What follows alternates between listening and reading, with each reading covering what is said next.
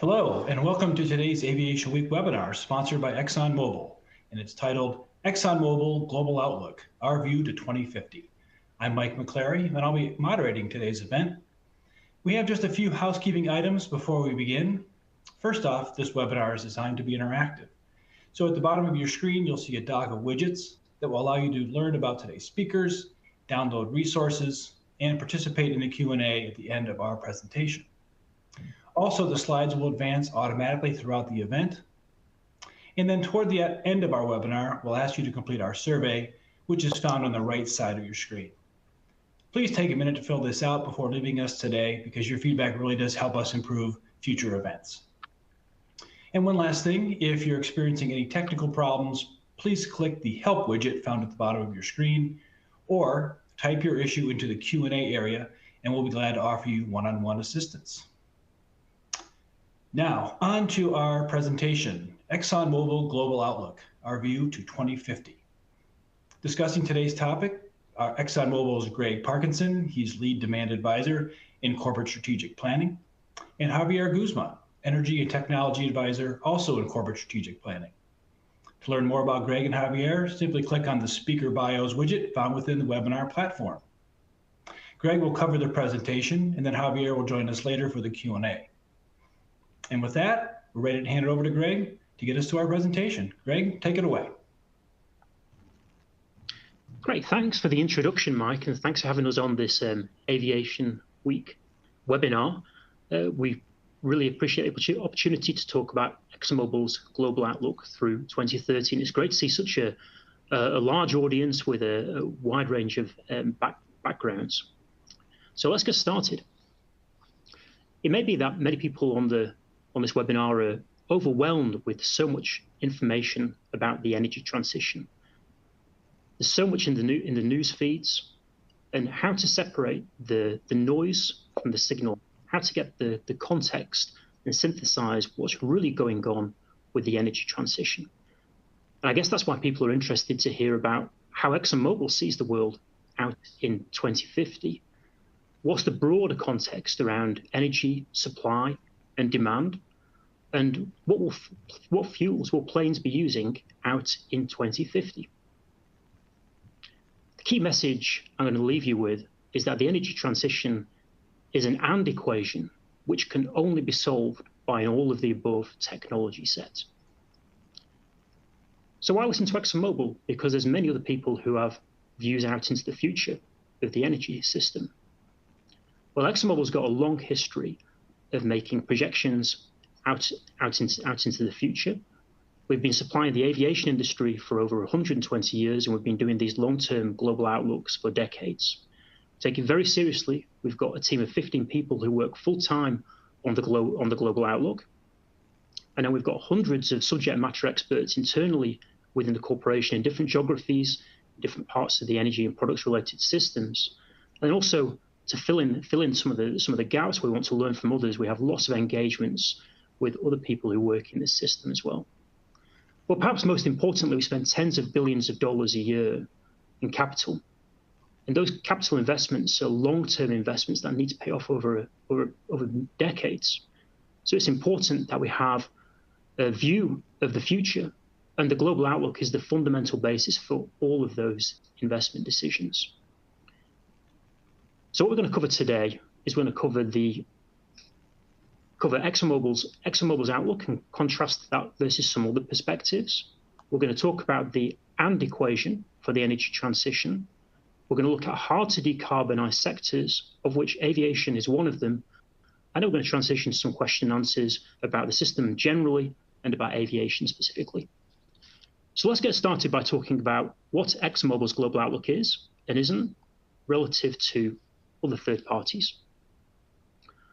So in front of you, you can see a chart which has got energy-related emissions, historic and out through 2050. And there's different lines on here. The light blue line is ExxonMobil's global outlook, and that's a projection. That's what we think is most likely to happen. And that projection is based on fundamentals. We look at the macro, we look at population, we look at economic growth, and then we pair that with what's going on in technology learning curves through deployment, encouraged by policy and consumer and market forces, is ExxonMobil's most likely view of how the world is going to transition. And you can see that's a 25% reduction in emissions versus the peak. And emissions have only been going up in history as economies have grown. So that's a big change versus the past. Now, there's some other lines on the chart here. You can see the IEA, International Energy Agency, stated energy policies, labeled as IEA steps there on the chart. And that's quite similar to the ExxonMobil Global Outlook. And that reflects the implementation of all of the policies that are on the books, all the regulation that's on the books. Now, as well as most likely trajectories and projections, people have something called scenarios. Scenarios are different from projections. They work back from a desired end result and say, how could you get to that end result? The International Panel on Climate Change has many scenarios. I think they've got about 1,200 scenarios in their sixth assessment report. And of those 1,200 scenarios, 311 of them meet the Paris goals of no more than 2 degrees C warming through the 21st century. And those are shown there in the gray area on the chart. It's 311 lines within that gray wedge. Now, what you can see is the outlook, ExxonMobil's outlook, is higher than those, which means that we're not currently doing enough to be on a path to get to 2 degrees, to ensure no more than 2 degrees C warming through the 21st century.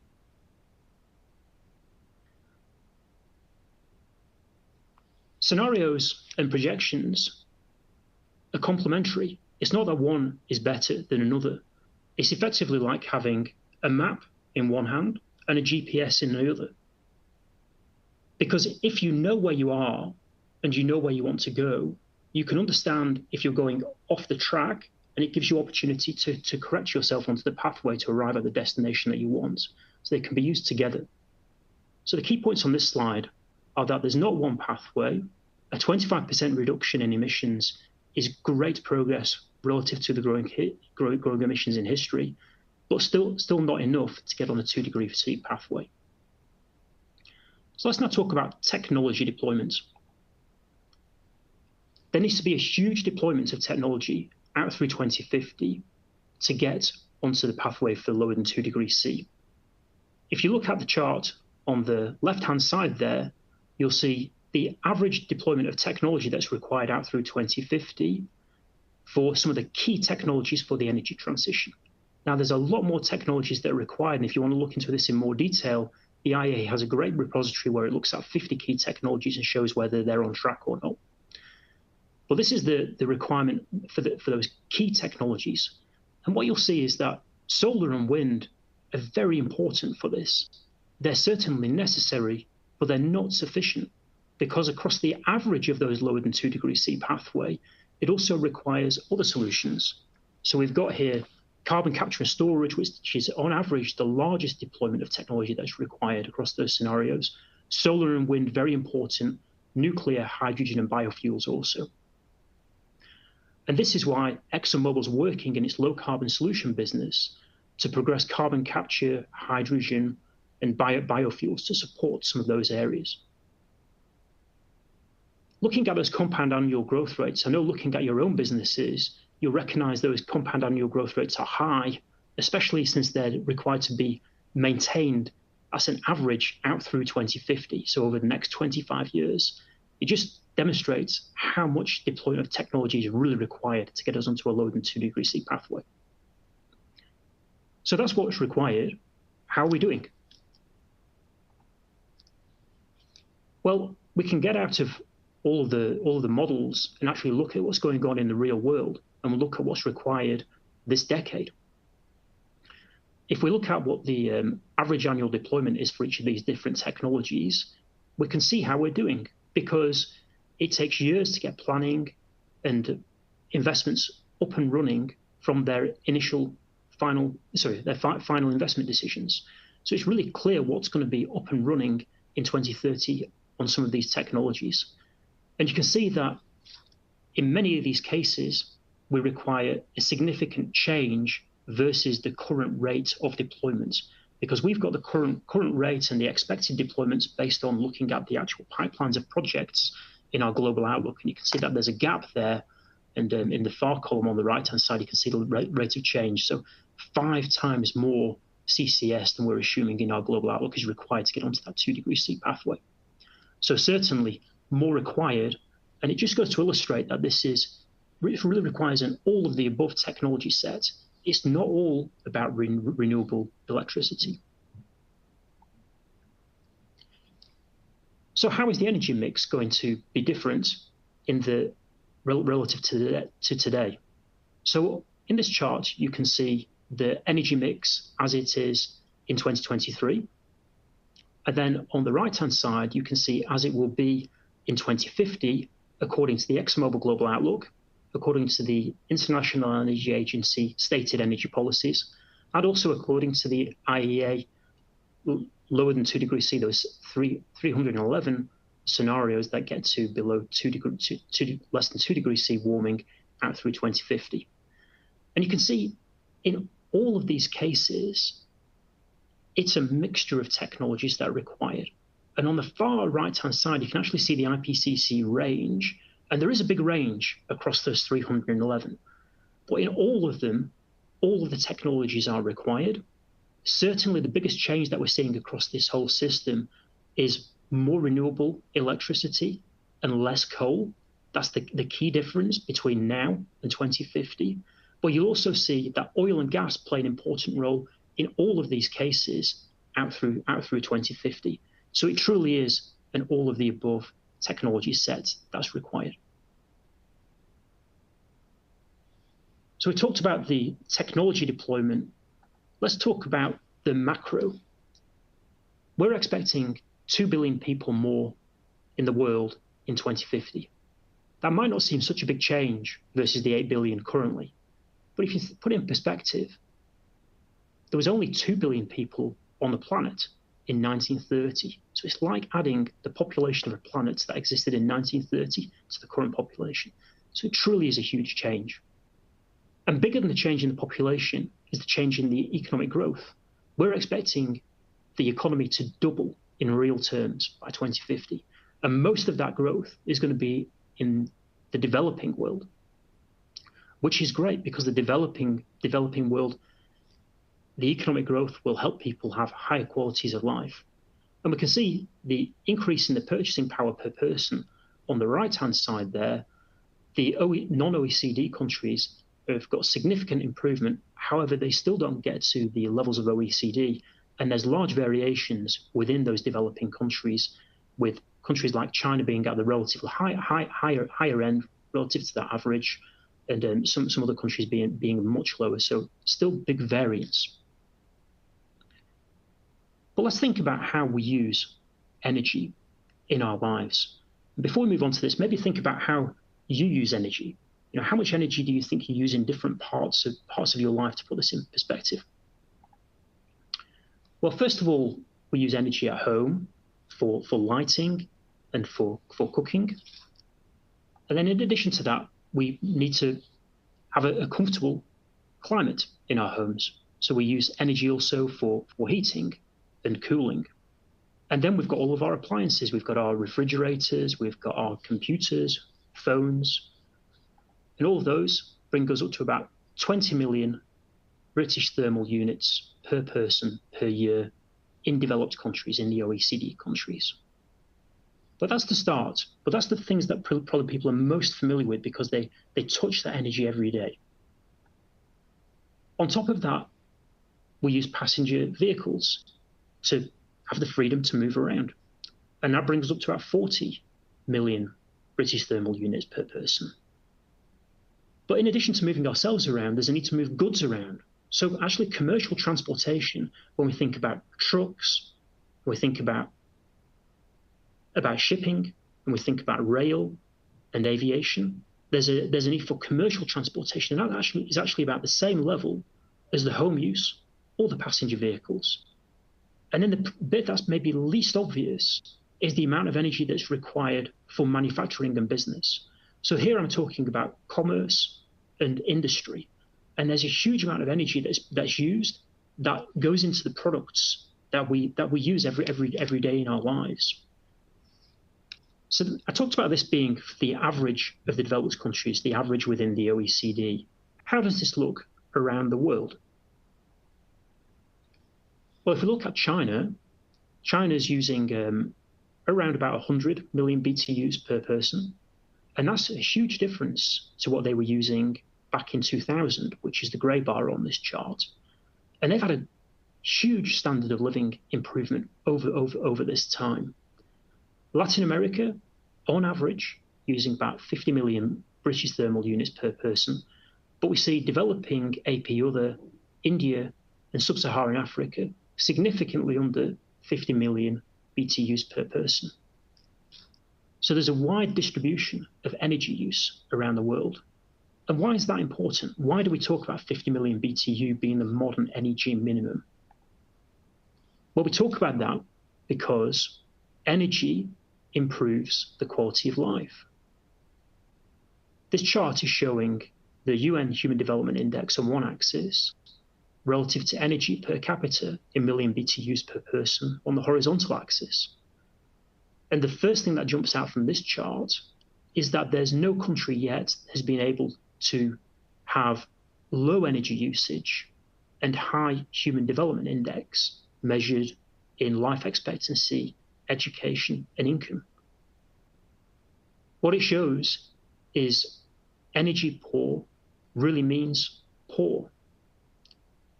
And we've done analysis on looking at what level do people get out of absolute energy poverty? And at what level do people get out of poverty, extreme poverty? And by extreme poverty, I'm talking about $2 a day income. And at what point do people have access to electricity? And at what point do people have access to clean cooking fuels? And that's typically at about 50 million BTUs per person per year. So that's why we call that the modern energy minimum.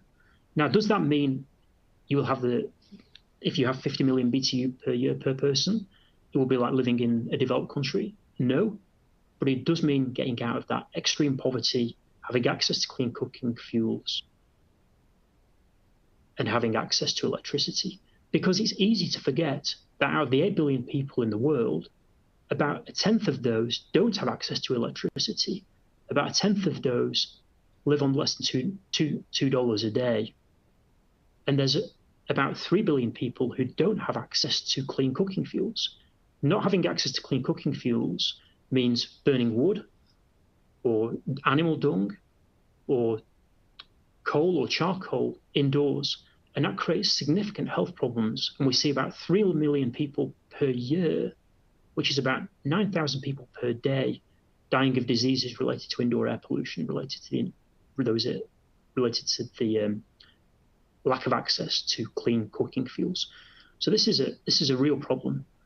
So there's 4 billion people, if we look at this chart, that are living in countries below that modern energy minimum. And this is why it's important that we've considered the and equation. Because when we're thinking about energy, we need to have affordable, reliable, secure energy to enable that improved standard of living for people around the world. And we need to reduce emissions.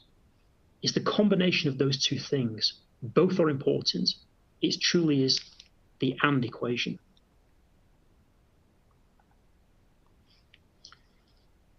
So moving on now to talk about oil. I know a lot of people are interested in this because obviously oil goes into aviation fuels, as does biofuels. So here I'm looking at oil demand.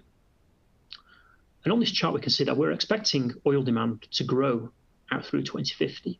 And this might surprise some people because some people think with the growth of electric vehicles, surely that means oil demand is going to decline.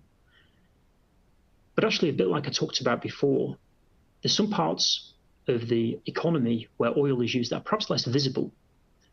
For example, there's a large use of oil into an industry to make the products that we use every day.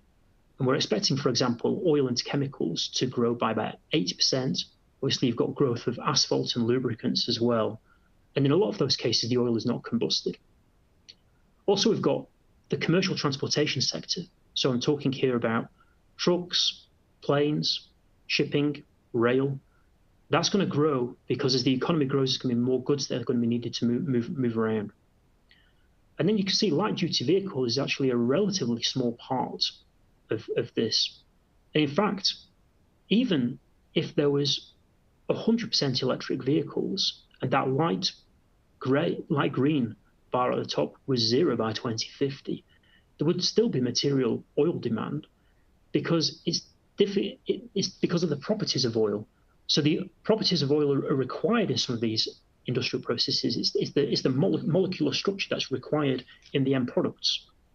And for the commercial transportation, it's ill-suited for electrification. It really requires the high energy density and the portability of oil. So we're expecting strong demand for oil out through 2050. So now thinking about we talked about the demand side for oil. What about the supply side for oil? Because some people say that there shouldn't be any more investment in oil. Some people say the oil should be kept in the ground. Well, if we look at oil supplies, it's important to remember that oil depletes. So when you drill a new well, every year you get a little bit less oil out of that well. And this has changed over time. So it used to be that you had about an 8% decline rate in oil production on average across the wells in the world. But as the mixture geographically and the types of oil have changed with much more unconventional oil, that decline rate is now running at about 15% per year for an average well. And so what that means is if you stop investment, you're going to have 15% less supply next year. And then after that, there's another 15% off. After that, it's another 15% off. And you can see that illustrated in the solid green on the chart there on the left-hand side. If you truly have no investment in oil supply, then you quickly have no oil for the necessary demand usage. Now, if you limited investment to existing fields, that could be somewhat mitigated in the lighter green. But you can see from the grey area, plotted relative to the black line of the demand that we showed on the last chart, that there's still a requirement for new resources and projects. And this isn't just relative to the ExxonMobil global outlook there, because I've plotted there on the right-hand side, you can see various different demand views corresponding to this oil supply. And you can see that in all of the cases, there is a requirement for continued investment in oil. So now what would happen if the keep it in the ground argument won? Well, economics 101, when you have a supply shock, you don't have a supply-demand balance, and that increases prices. We saw that in the 1970s, where prices increased by about 200%. But this will be more extreme. We've not seen 15% decline year on year before. Price spikes from supply shocks lead to recessions. Recessions lead to unemployment. Continued recessions lead to depressions. And we believe that within a period of 10 years, we will have a higher unemployment rate than in the Depression. So that would be the impact of a keep it in the ground argument winning out. There really is a requirement for continued oil investment. And then the other thing to point out on this is that when prices go up, some people can afford those higher prices, but it means that the supply goes to those places where those people can afford those prices. And what it means is for a lot of the people in the world, they just don't have the availability to have that energy at all. Or perhaps they switch to a lower cost energy. And you can see recently we've had a large increase in coal use, which is counterproductive in reducing emissions.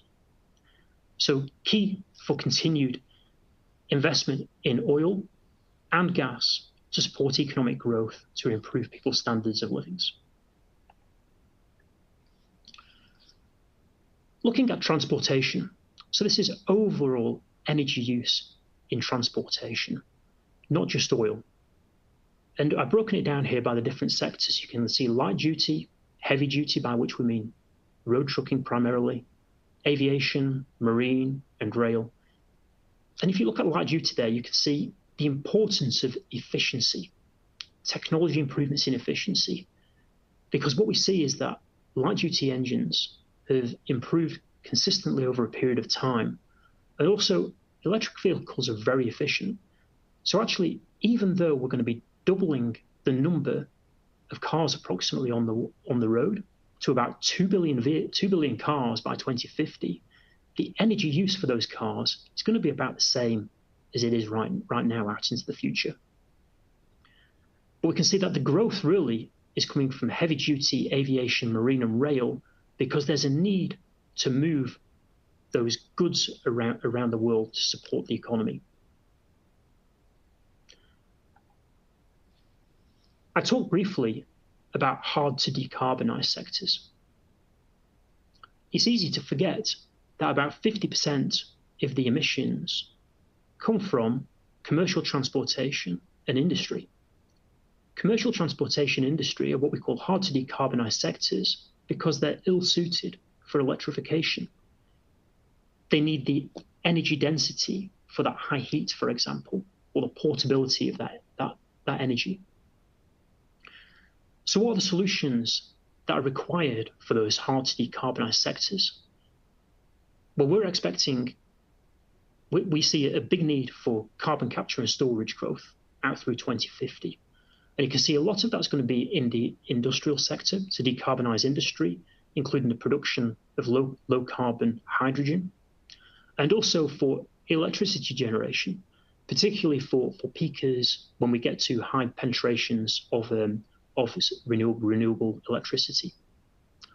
Hydrogen is going to play an important role, and you can see the rate of growth there. Again, hydrogen to decarbonize industry in those high heat applications, and also into transportation, particularly into long-haul heavy-duty transportation. And then biofuels are going to be important as well. Biofuels have historically mostly been used in light-duty transportation and somewhat in heavy-duty, and we expect that to continue to grow. But also we see a big increase in biofuels use in aviation particularly, and somewhat in marine out into the future, because that's a good means of decarbonizing those hard to decarbonize sectors where they require the energy density of the product. And this is why ExxonMobil is investing so much effort into this area. We've set up our low carbon solution business because we've got some strengths, we've got some capabilities that we can really bring to bear in these areas, and that's why you see us leading in these areas.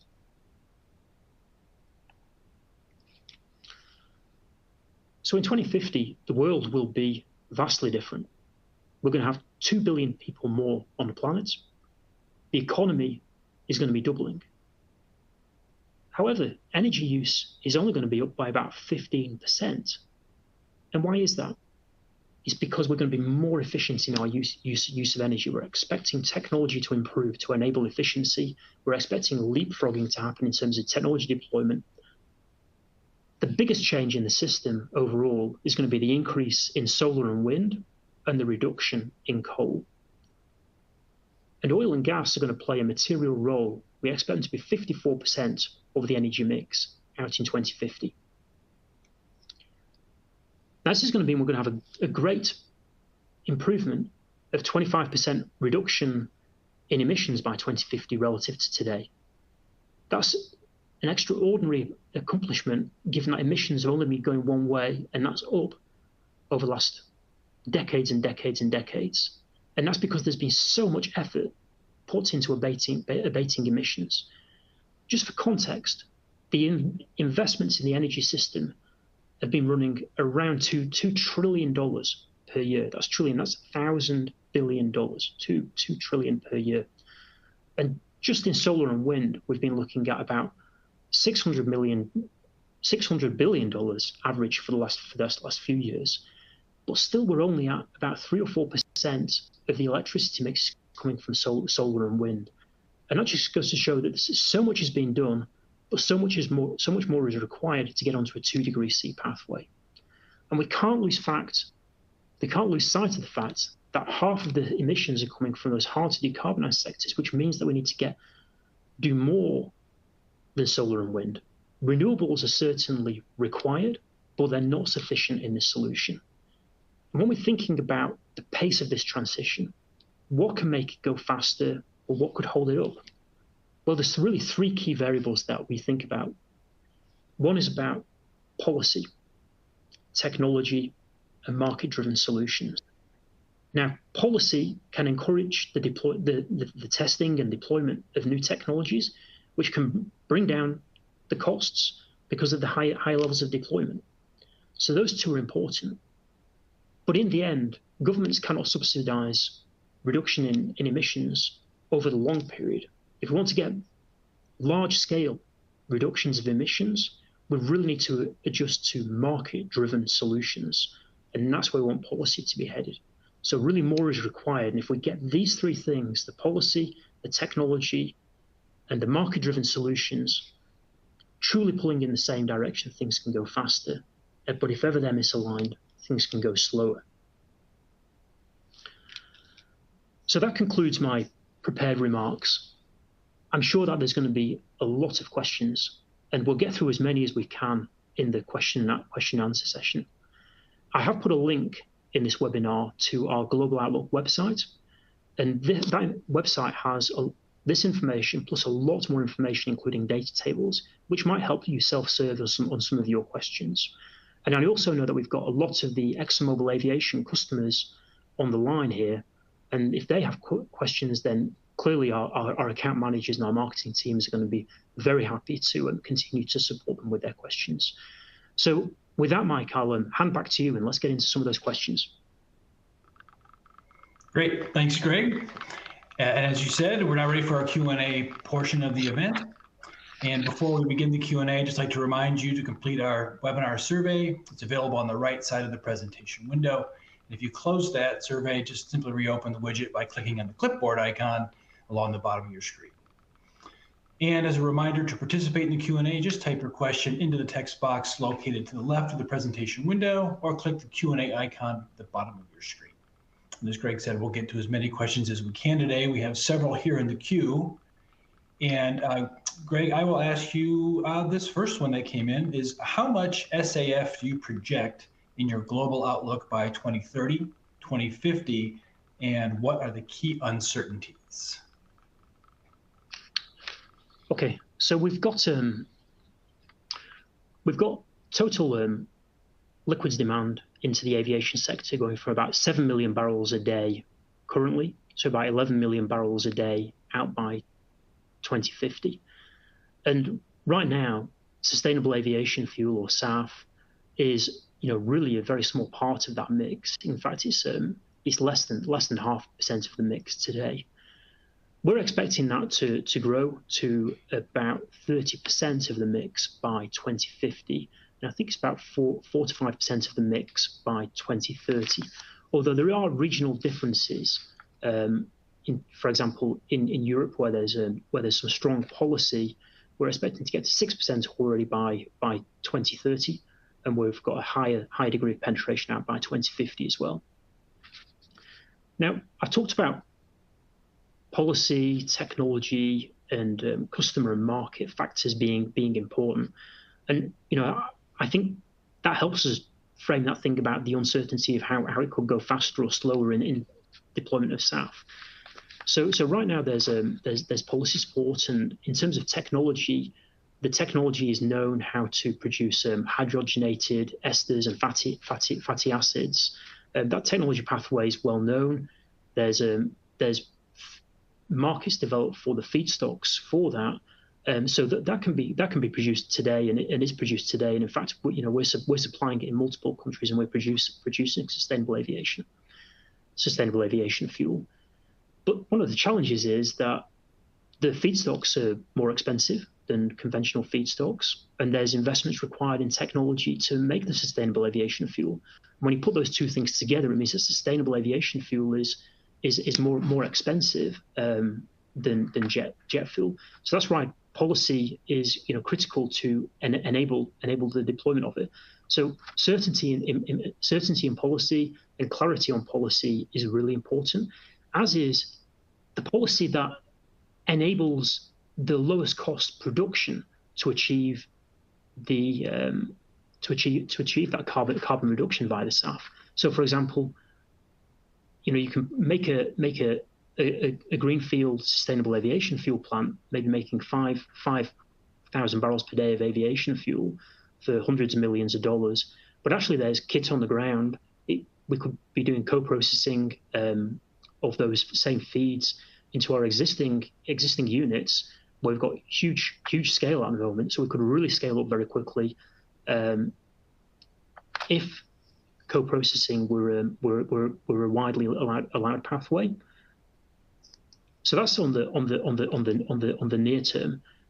Longer term, you get more challenged on the availability of the feeds. The feeds get more difficult to process. So in the long term, thinking about feeds, we're talking about municipal solid waste, forestry and agricultural residues. Power can also be a feed. And you're talking about taking those solids and solids and electrons into hydrogen, then from hydrogen into a liquid at the end. And that technology is relatively expensive right now, and that's why we're working on the methanol to jet technology. So I'd say lots of work to do on technology, and also developing feedstock markets for the long term, Mike. Terrific. And Greg, you may have touched on this with a follow-up question: is ExxonMobil supplying SAF? Oh yeah, we're supplying SAF. We're supplying it in multiple markets around the world. I think we're supplying in France and in United Kingdom and in New Zealand, Singapore. There may be more as well. And we're actually producing sustainable aviation fuel. In fact, we're working on many biofuels projects, not just sustainable aviation fuel. You've probably heard about our Canadian projects, where we're doing some large scale biofuels production, and we're looking at co-processing in many of our plants where policy is supportive of that. Terrific. All right, let's move on here. This question came in early in the presentation, so I'm not quite sure exactly which chart the person's referring to, but it says, from this chart, really, how much is the percentage share coming from aerospace commercial? I have not heard that we are really relevant, but not sure. So again, it came in a few minutes after you started, so it's probably one of your first couple of slides. I don't know if that one makes sense to you. Yeah, I think I understand the question. Yeah, I think it's like, how big is aviation in the context of the energy system? At least that's how I'll take the question. And right now, I think aviation is about 2% of the overall energy system, and we've got strong growth in aviation because people get great benefits from aviation. It's a really important thing, and the people who are joining on the call are doing a great service to society, working on aviation. So we've got it growing from about 2% of energy to about 3% of energy out by 2050, which is about I think about 3% of emissions. So it's important that we look at decarbonising aviation. But when we look at decarbonising aviation, we've got to look at decarbonising aviation, relative to the rest of the energy system. And if we want to look at the optimal way of decarbonising, then we've got to put those resources where they can be best optimised.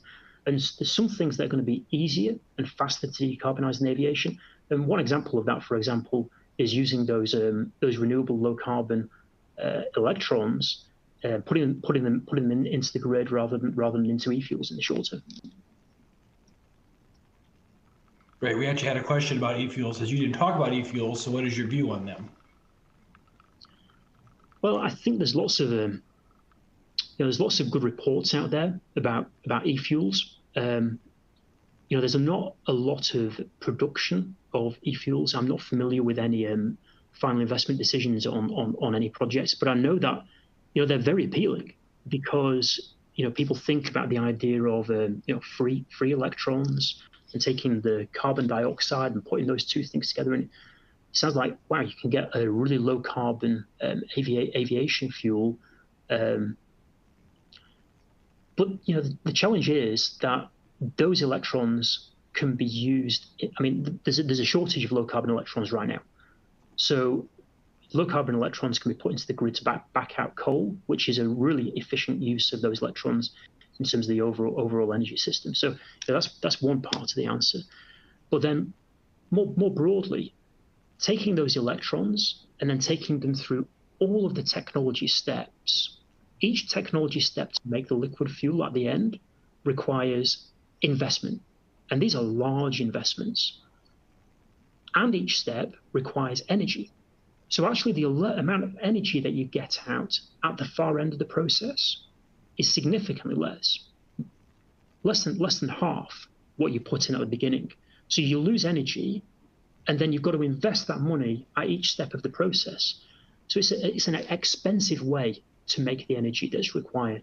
And that's why we've got a large growth of sustainable aviation fuel in our outlook, but we don't have e-fuels coming in our outlook through 2050. Okay, good. All right, let's move on to this next question. How big a differential in price is there currently between SAF and drilled aviation fuel in terms of helping understand the order of magnitude of the market dynamics? Yeah, I've not got the prices today, but I know there's published prices for these things from people who track the prices, and when I've looked back at those charts historically, there's several times higher is what I would say. I mean, it varies quite significantly, because the feed is such an important part of this, and the feed is relatively more expensive and requires investment. So multiples of. Okay, our next question is, in your approach to carbon capture, what is the form, CO2 or other, such as berry cellulose? I'm not quite sure I follow the question, but I mean where we're focused on is capturing CO2, and I can talk a little bit about that, which may answer that question. So I mean, we're focused on capturing CO2, and to do that, you need to be first of all capture it, and then you need to be able to move that CO2 to put it into a place where it can be safely and permanently stored, and that's what we're doing, particularly a lot around the US Gulf Coast. In fact, we've got large-scale carbon capture and storage investments around the Gulf Coast, and we're reducing our own emissions from our own assets and also other people's. And probably some of the most economic cases are going to be where you've got the high concentrations of carbon emissions. So, for example, like process emissions, where you've got emissions related to the chemical reactions in making metals, biofuels, for example. So that's probably going to be some of the early deployments. But we're also looking at testing direct carbon capture from the atmosphere. We've got a pilot for that. Okay. So hopefully that answered the question, Mike. I think you did great. Okay, so what is the best way to decarbonize aviation? Okay, so going back to the presentation, I talked about it being an and equation. So, on one hand, we've got affordable, reliable, secure energy that's required, and we need to reduce emissions. So thinking about that perspective for aviation, it's about how can you most economically decarbonize aviation. One of the best ways to decarbonize anything is to actually just use less energy to do the same activity, and that's efficiency. And we've seen great improvements in the aviation industry efficiency via technology in aircraft over the last 120 years, and there's a significantly less energy being used in transporting people and goods around the world via aircraft, per passenger mile than there was historically, and the consumer's gonna love that, because effectively it means that less energy means that there's less cost for energy if you're using the same energy on the same day to do that particular activity. So that's going to be like a negative cost for reducing emissions. So it's really important that work on technology to improve efficiency carries on, and I'd say that's the the number one, because it's going to be the most economic means. And actually, it's probably more important than ever, because if we know that the cost of the sustainable aviation fuels are going to be higher than the cost of the fuels that we've used in the past, if you can improve efficiency, you're getting potentially doubling up your savings, because you're doubling up what you would have spent, and you're saving that money on the higher cost fuel that you were using in the aircraft in the future. So that's going to be really important. Now, there's probably some economic means of decarbonising operations for airports, for example. That's going to be important. And then thinking about sustainable aviation fuels, which is obviously one of the biggest levers, it's about this challenge of how do you do that most cost effectively. And if we're going to do that most cost effectively, we've got to really have a policy that's really clear, that encourages investment, because investment is going to bring down the technology cost, because you get a learning curve. But really what you want is competition. And that competition you want between the different technologies and the different feedstocks, because you want experimentation and deployment of all of these things to find out what's really going to be the lowest cost at the end of the day. I mean, I talked about e-fuels being relatively expensive, but who knows? There's going to be there's a lot of work being done in carbon capture and storage for example, by ExxonMobil, and I can see widespread deployment of electrolyzers in China. So maybe some of those cost savings are going to come in. We're looking at methanol to jet out into the future as one of the technologies that we're piloting. So there's got to be a lot of work done in getting those longer term solutions, getting some work done on those. But certainly in the near term, to get the kind of scale and the economic, I think it's going to be important to have the technology aperture open as much as possible, really with the focus on reducing the carbon intensity of the product that's put into the plane, which is the important thing here. So we're really got to have technology neutral policy from feedstock and from a conversion technology perspective. And I think co-processing can play an important role there.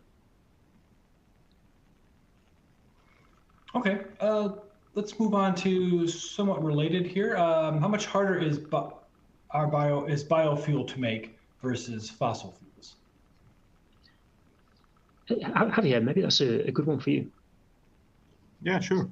I think we need to go back to feedstock chemistry and what we use to make it.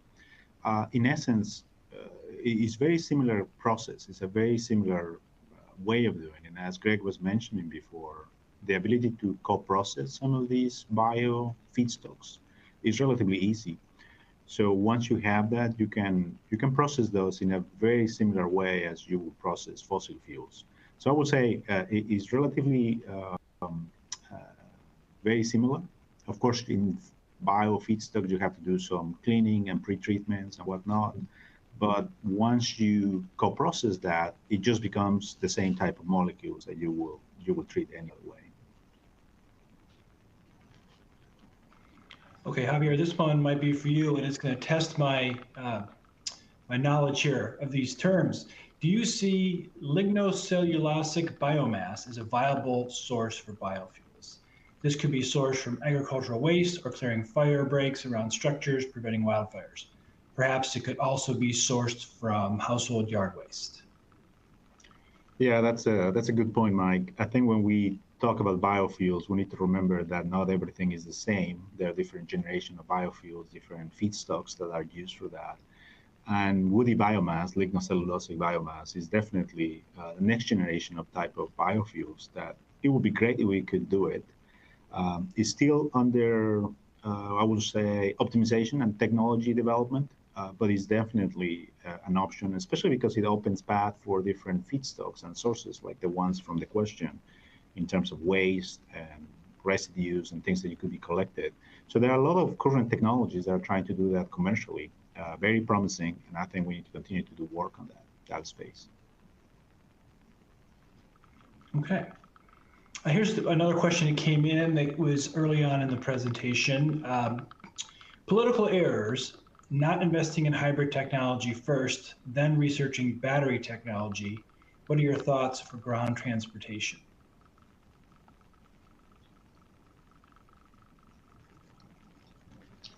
Javier, I know that this is one that you've done a lot of research on. Yeah, I can say a few things. And I will say that we need to remain technology agnostic on our choices. And I think the development that we have seen in passenger cars has been somewhat tilted in one type of technology. And what we see now happening, for example, in China on passenger cars is that plug-in hybrids are surging because they're meeting some of the consumer demands and avoiding some of the challenges that we see with battery electric technology cars.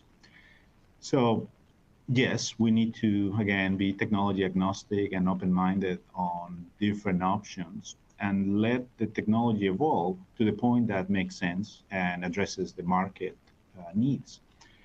I think what we have seen with electric cars is that they have continued to grow, they're growing, but they are somehow stalling in their adoption because of some of these concerns, price, anxiety for the range on how far you can go, recharging, all of that. And some of these hybrid technologies are coming in and addressing some of those issues. So I think here's where we go back to what is the best solution now and in the future. And nobody has a crystal ball to predict that. So we need to work on many technologies, and eventually those will come to the front. Those are the ones that are going to be adopted in a massive way by the public. All right, thanks, Javier. About 8 minutes left in our session today. We have several questions here. Let me ask this one. What is the increase in emissions due to the 2 billion population growth between 2025 and 2050?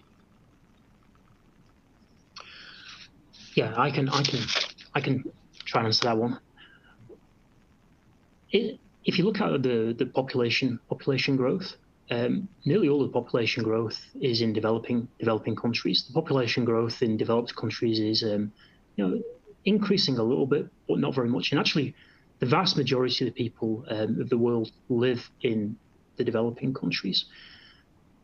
The emissions in the developed countries have been going down. They've been going down since 2007. So I mean, there's been great progress there, and we expect that to continue. So the emissions growth is driven by increased population and improving standards of living in the non-OECD markets, and that was illustrated by the very low levels of energy use in those countries, making people's lives very, very hard and short and poor with low education. So it's right that there should be increased energy use in those countries, and it's going to need to be affordable energy, and at least in the short term, that's going to be increasing emissions in those countries. Okay. Our next question is, I'm a representative to ICAO speaking about alternative aviation fuel. Can you explain the impact, their impact on the consumer reduction of commercial transportation?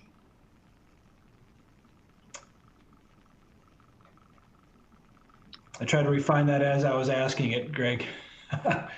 Is it the question? So could you just repeat it again for me, please, Mike? Sure. It says, speaking about alternative aviation fuel, can you explain the impact, their impact on consumer reduction of commercial transportation? Okay,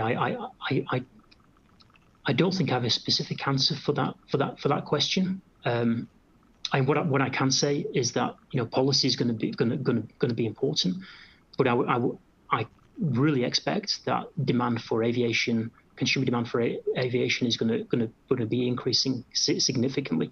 In fact, increasing more than the demand for the energy in there, because we're expecting to see continued increase in efficiency in the future. Policy clearly is going to be very important now. Sure. Okay, let's see. Can you discuss fusion reactors and the level of your investment into research or the level of funding you have provided to development projects? think that one's probably Javier for your expertise. Yeah, I think I don't want to speculate on that. Like, I think it's a new technology is coming online. There are a lot of questions about when it's going to be ready. And even before we think about that, just thinking about small modular reactors, I think those are something to watch. There is a lot of development in the world. But again, it's one of those technologies that it's too early to tell. Definitely important to keep working on it and check progress as we track, as Greg mentioned, our signposts on how these things are progressing. And I think we need to keep an eye on it. Okay, we've got 5 minutes left to go here. We have a few more questions we can answer. Here's one. India and China population is exploding. How are they doing with energy efficiency and low carbon use? Okay, I think, well, maybe we can talk about China first. I mean, China's making huge strides in the deployment of multiple lower emission solutions, and whether that be solar, the deployment rates have been really impressive, and I think a lot of people have been surprised by the recent levels of deployment in China. I mean, it's very impressive, and I know that there's much more capacity. The capacity isn't even being fully utilized. So there's the potential really for the solar deployment in China to really eat into some of the coal in power generation, and we're expecting that to turn over in the next few years. They're also doing a lot in terms of the electric vehicles, batteries, and you can see, as Javier mentioned previously, they've had a huge growth in plug-in hybrid electric vehicles because it's meeting the consumer need, and it's meeting the policy requirements in China. And there's a potential for some of those vehicles to be used in other markets around the world. With India, I'd expect India's going to be in a slightly different situation because China's seen 3 times the level of energy growth per person in the last 20 or so years to improve the standards of living. And I'd expect that India is going to go through that process in the future. Maybe not the exact amount of energy growth per person, but it's going to require more energy growth because you've got more people who need to be lifted out of poverty in India, and that's going to require energy. And there's abundant coal in India, so I would expect that there's going to be use of that coal, at least in the near term, to support that energy per person use in India. Terrific. Thanks, Greg. All right, we're almost out of time here, so we're going to wrap up. But before we sign off, I'd like to thank our presenters, Greg and Javier, as well as our sponsor, ExxonMobil, for the presentation today. Within the next 24 hours, you'll receive a personalized follow-up email with details and a link to today's presentation on demand. And of course, feel free to invite your colleagues and peers who maybe couldn't have joined us today to listen to the replay. And with that, we will let you get on with the rest of your day. Thanks so much for attending, and we'll see you next time. Thanks, Mike. Thank you.